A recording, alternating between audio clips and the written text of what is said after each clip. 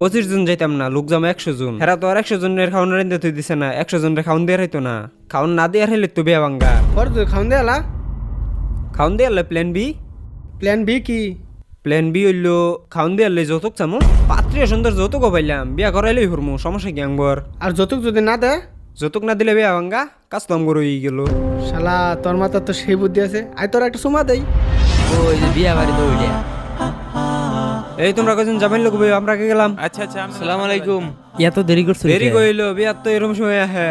সবকিছু ব্যবস্থা করা আছে। যান যান ভিতরে যেয়ে বসেন। এই বসো সবাই, ঝামেলা করে না। আমি এই টেবিলে বসতাছি তো। এই পোলাপান ওই দিক দিয়ে যাও। ওইদিকে যান, ওইদিকে চেয়ারগুলো খালি আছে।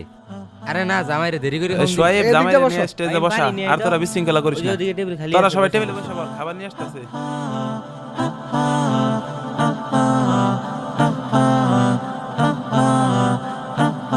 আপনারা সবাই বসতেন তো নাকি? বইছি বইছি। কি অবস্থা ভাই? আলহামদুলিল্লাহ।